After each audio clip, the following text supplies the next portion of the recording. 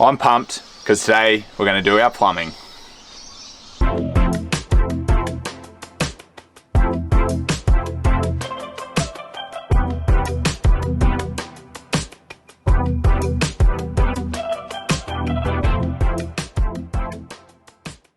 For most of our plumbing, we've gone with the John Guest push connector style fittings, and we've got 12mm plastic pipe as well. So two main reasons we've gone with this. It should be relatively straightforward to make the connections, they just push together.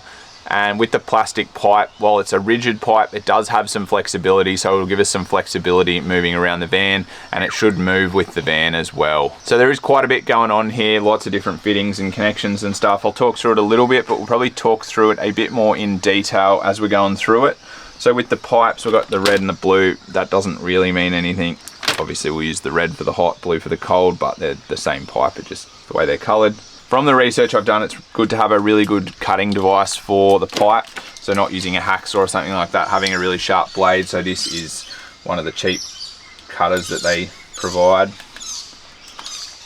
And it just gives you a really nice clean cut, which is important to get a really good joint. So this is the typical sort of fitting that they've got for everything. We're using 12mm, but they've got like a push fitting in there. Inside it, I don't know if you're able to see in there, but there's some sort of little teeth that grab onto the pipe. So they just sort of fit together like this. So once they're pushed on there, you get these little locking tabs. I won't pop it on, but you pop them on there and that will lock it in and won't let it come off. And then to undo them, if you want to undo them, you can just push that fitting and it'll just pop off like that.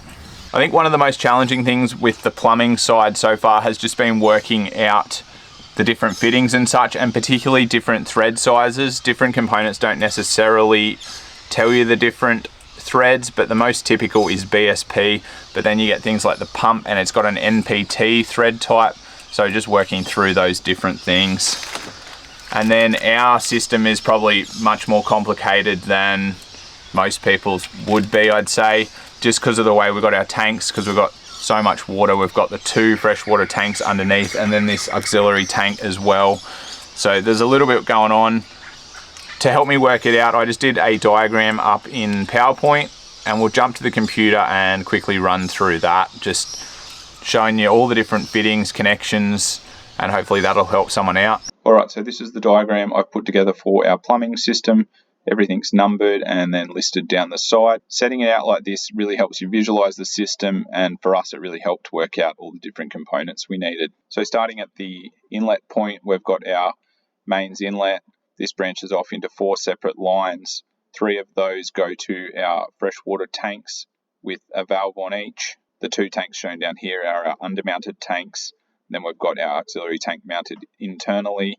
This internal tank has got a feed line into one of the undermounted tanks with a valve to control it to let us gravity fill that when we need to. The 2 undermounted tanks are connected at the low point. They've got a T up to the pump. From the pump, this then feeds into the cold water side of the system. So we've got our external tap, our mixer tap at the sink, and the mixer at the shower. And we've also got a connection to the cold water inlet side of the hot water heater.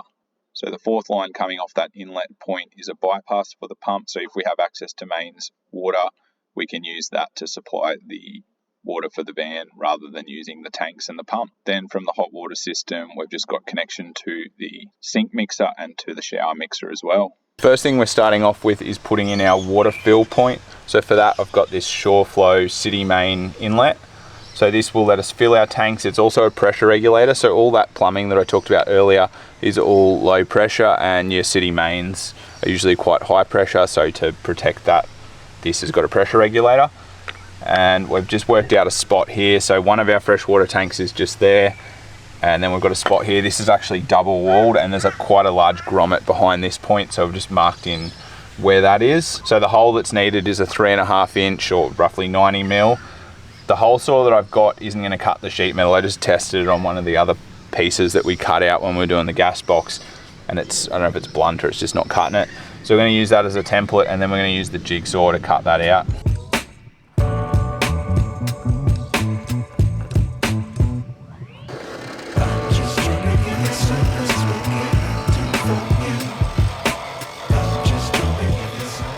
That should be the last hole we have to cut in the exterior of the van.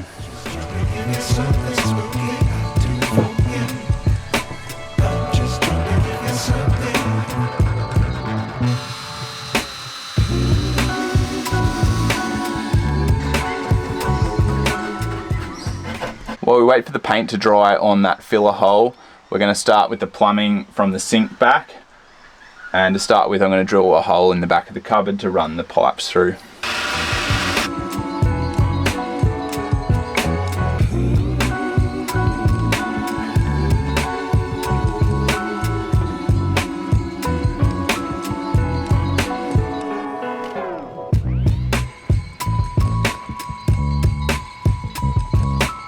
Keep coming.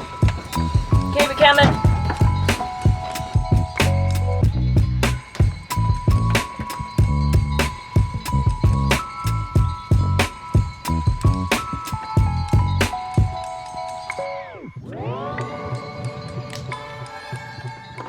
For the hot water pipe, they recommend using these little inserts.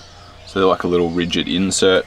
And I think that might be because the hot water heats the pipe and softens it, so it just keeps that joint nice and solid. That just sits in there like that. This here's our Thirsty Nomad. So this is a water filter, but it's also a water purifier. Seemed to be a really good unit. It's got 5 stages of filtration and purification. So starting from 5 microns, it goes all the way down to 0.001 microns, which kills bacteria and viruses as the water passes through. It's also rated for E. coli as well. So we're going to run that on the cold tap at the sink. So this comes with John Guest fittings as well, of different sizes and a few different fittings, depending how you want to connect it up. Who is John? That's the unit there itself. A little bit expensive, but I think for having that purification, it's a worthwhile investment. Looks to be pretty easy to install this one. Just hand tighten these in, it says. And then we've got these, which are for our 12mm pipe.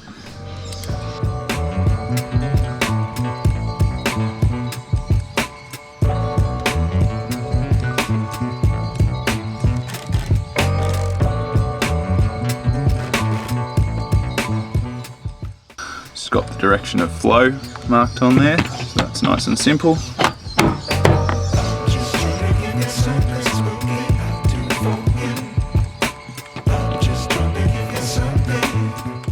So to connect up to the hoses from the mixer tap, I've got these, which are a John Guest 12mm to a 1/2 inch BSP.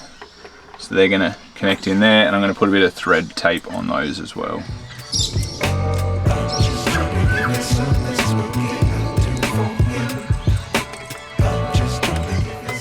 So for the shower connection off the mixer, I've just run some of these 1/2 inch braided stainless lines. For some reason, the John Guest to 1/2 inch BSP just wasn't making a really nice connection through there. So I've got a brass male to female 1/2 inch extension, and that's fitting in there much nicer now. I think the reason that the John Guest fitting wasn't going in there so nicely is just the way that the seal is in there, and then the thickness of the John Guest plastic fitting versus the brass one. The brass one just sort of mates down into that seal much nicer, and that's why it's connecting better.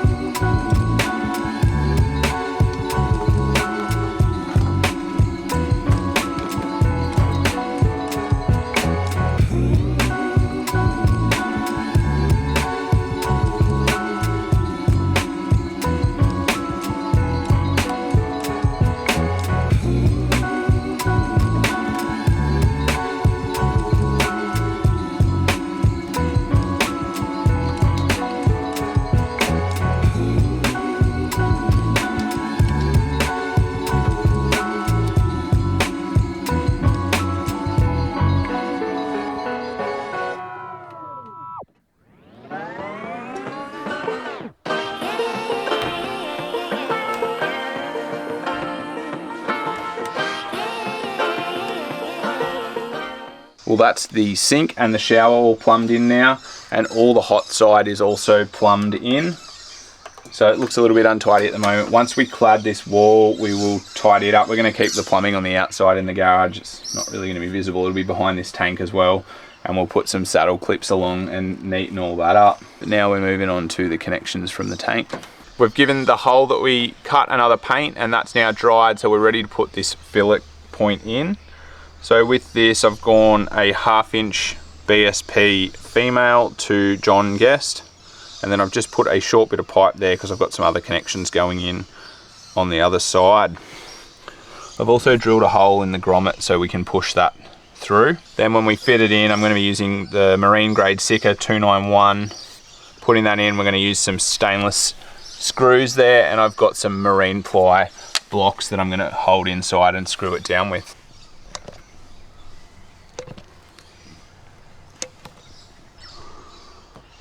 I feel like it was all good intentions trying to use that grommet behind there, but the hole was just way too small to be able to hold a backing board in behind it. So yeah, it ended up taking quite a lot longer. My tiny hands were the saviours, really. I like to be educated, but I'm so frustrated. Hello to my loneliness. I guess that ignorance is bliss. Take me back to before the new. Rewind, take it out of cue. Innocence can be a young man's game. Stand up for the hall of shame. We got the filler in yesterday, and now we're going to move on to plumbing from the filler point to the different tanks and to the pump. So it's about the birds, but we're just going absolutely wild at the moment. So this is the grommet that we were coming through, and I've just drilled a hole in that rubber plastic grommet. So that should then pop back into place. Alright, so far I've put a bunch of dividers on for my overly complicated tank system. So that's sort of splitting them up into 4 separate lines, and then I've started running a line down here with a tap, and that's coming to the fill point for our first freshwater tank. So over here, this is our 1/2 inch inlet. I've got a 1/2 inch BSP to John Guest 12mm. It shouldn't really need the thread tape because it's got a little O-ring in there that should seal it, but I don't think it's going to hurt. So we'll put this on, and this is where our fill point for this tap will go. For our water pump, we're using a 12 volt Shurflo or Shurflo. They recommend not connecting rigid pipe to it because of the vibration with the pump, and also because of extra noise.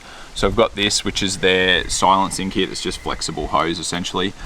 The pump has NPT fitting, so most of the stuff we've been using is BSP. So for this, I've got some NPT to John Guest 12mm.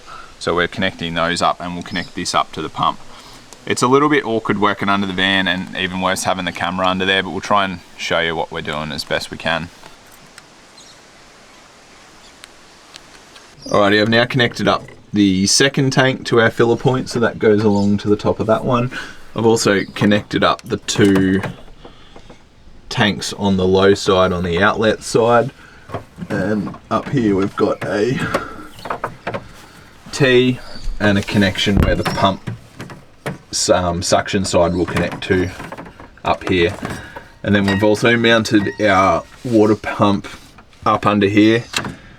I would have preferred to have this inside, but this kind of works better, and I've seen a few people that have had their water pump mounted underneath for a number of years without any issues. So if it has problems under here, we'll let you know. And now we're just connecting up the pump silencing kit on the flexible sides of the pump. So on the suction side of the pump as well, it came with a little filter with a little basket, a little strainer in there, and you can take this off and clean that out. I've drilled a couple of holes through the floor of the van where we're running the pipes up for the internal tank, and also obviously to run the pipe for the cold water and into the hot water on the cold side. So I'm now connecting up the auxiliary tank. So for fittings, I've got these 1/2 inch BSPT male to 1/2 inch tail, and that's for our breather. For the breather pipes, we're just going to run a bit of standard hose pipes and really highly flexible stuff. And then on the other end, we've got those same 1/2 inch BSP male to John Guest 12mm. I wish I knew how much I miss not knowing that we're all screwed when we play our roles and ignore the problems. So this will come out briefly when we do the cladding behind. It's just going to be a matter of disconnecting 2 connections there and 1 down that end, but I just want to make sure all the plumbing and everything is working nicely before we do the cladding. At the moment we're just running the cable for the water pump, so this was something we ran quite a while ago when we did the 12-volt wiring, and we've also got the sender cable which I've routed through this hole as well, and we're just running the bit that goes through the hole and under the van in a bit of flexible black conduit. So the water pump is sitting pretty much right under there, so that hole for that water pipe works really nicely.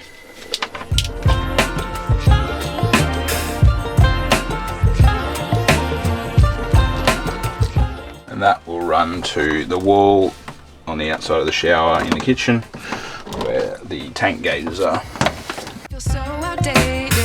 How can we look the other way? Sun is out, but the sky is gray. What would happen if I took a chance? It's always hard at first glance. I don't wanna, but I know I gotta do it. The truth is hard to swallow. I think I'll chew it.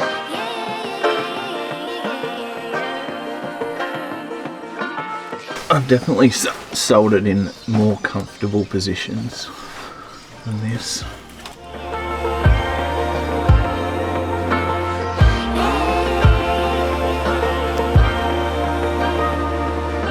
Well, it's been a long and very dirty day under the van, but everything is pretty much plumbed in except for the breathers on 2 of the tanks underneath, but that's pretty easy to do. So I've just been tidying up the piping underneath with some 13mm saddle clips. Been using some of these 16mm metal wafer head screws for that as well, and there's a couple of metal saddle clips in there as well, and then quite a few zip ties as well. So I think I'll just run through the system and then we'll test it out. So this here's the filler point which we talked about. So this has got an adapter for a mains plug, so you can plug the hose into here. And then if we climb underneath, I'll show you what's happening under there. All right, so it gets a little bit complicated because we've got 3 tanks running and an extra little thing I did. So we come in off the inlet, it branches out into 2 and then into 4. And then on 3 of those lines, I've got taps. And each of the ones with the taps goes to one of our tanks. And the reason for this is I want to be able to control each tank. So if I turn that like that, that'll fill the tank over there, and then it'll come out the breather, and then I can close it off and fill the next tank, and then the next one, and so on. And the reason that I've done it like that is I think these tanks will balance themselves with a gravity line because they're connected at the low points, but I think that the line coming in is going to fill them quicker. And I did test this with a couple of milk bottles and a bit of the pipe to see how quickly it would gravity feed, and I think it would just fill the first tank and then come out the breather. So this way, once one's full, I can turn it off and then, yeah, fill each subsequent tank. So that's where 3 of the 4 lines go. They just go into the top of each of the tanks.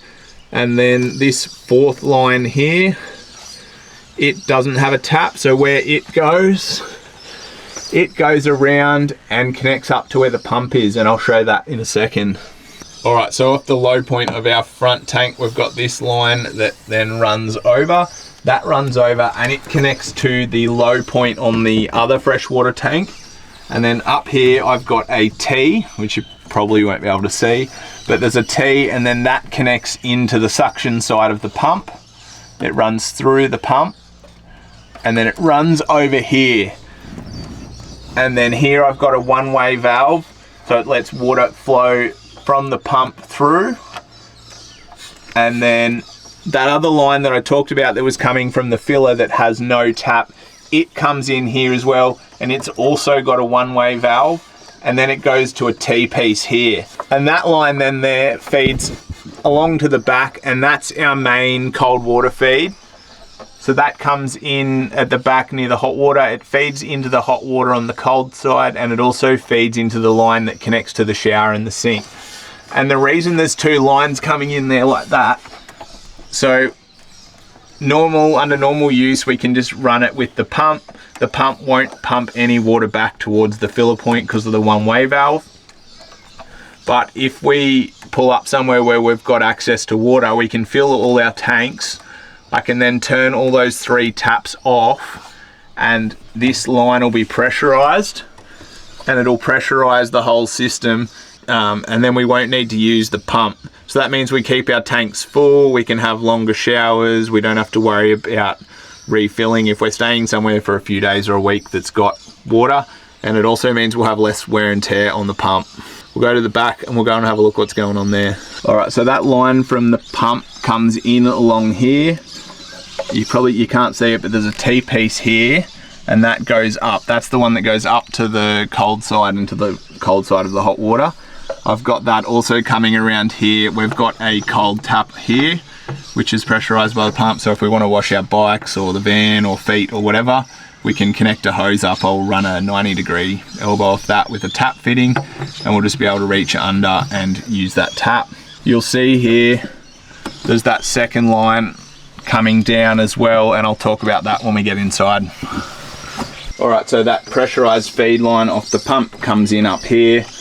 There's a T into the back of the hot water, and then the other side of the T goes to the shower cold and to the sink cold as well. The other line that I showed you just underneath there, that's coming from this tank. So I've talked about that before, that this is our auxiliary tank. So that line just feeds into the tank that's at the diff. So when the 2 tanks are empty, I can turn this valve. That'll then drain down into that tank and gravity feed and split between the 2 tanks. And that's pretty much it. You've seen the rest back through behind the shower and sink. So let's test it out.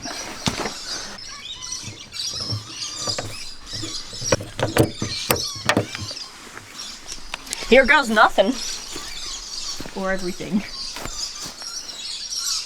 Alright, so none of the tanks are filling, but based on that one line, we should have water even if it's very low off the tank. Probably taking a bit to run through.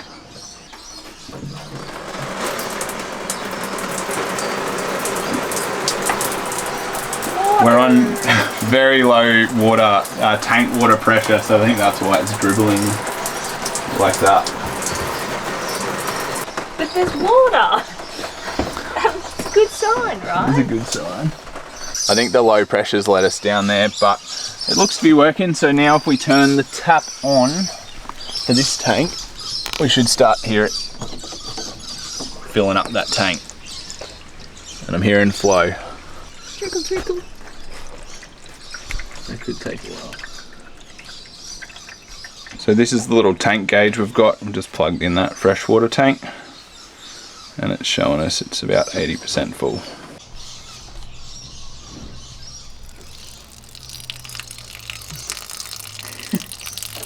You can hear it filling the back tank now. So I've still got to run some hoses on those and put some like fly screen or something on there so mozzies and stuff don't go into the tank. You can hear it filling the back one. The 2 tanks underneath are full, so we're going to put a fuse in and test out the pump now.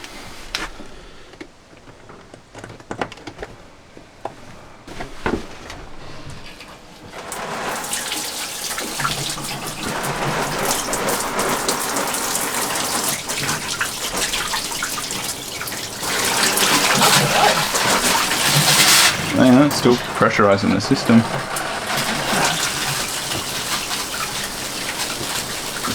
Do you reckon I jump in and give myself a clean? Absolutely not. Oh. How am I going to get clean? That's got good, that's got really... Don't do that. You're cleaning it. How's the pressure? Because that's less than 5 litres per minute, which is super low. One of the good things about that pump is it's self-priming, so you saw we just turned that on, and it's started running without anything else. And it also doesn't need an accumulator like a pressure vessel, so you can just plumb straight into the pump. So pretty pleased with that. We might give the sink a test as well. I've chucked a bucket under there.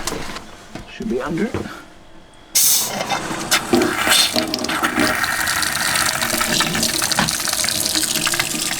Pump's pretty quiet too, you can't hear it.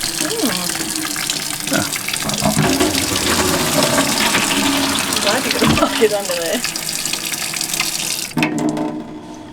Nice. Bit of dirty water coming through the system. Yeah. It's coming through the filter. Cool. Well, that's all the plumbing done now on the freshwater side. We've still got a few little tasks to do, so I've got to go and put a whole bunch of these clips, the locking tabs, on the underneath. I just wanted to test it all out before we did that. I've also got to just put some short sections of hose on those tail connectors on the tanks underneath for the breathers, but that's a relatively straightforward task.